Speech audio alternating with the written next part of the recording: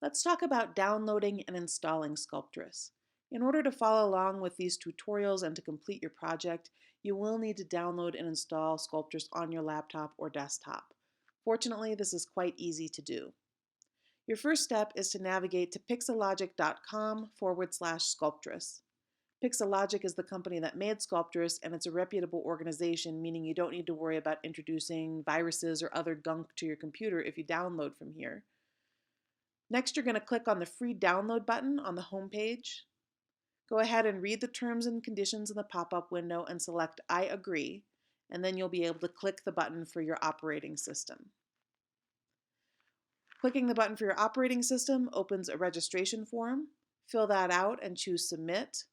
Then you'll be able to click the Download Sculptris button in the new pop-up window. Your download should begin automatically. Once it's complete, go ahead and follow the standard installation procedure for your computer and operating system. The one issue you might experience with installing Sculptris is if you have a brand new computer or operating system. As you may have seen on the download page, Sculptris is older software and it may not work on the very latest operating systems.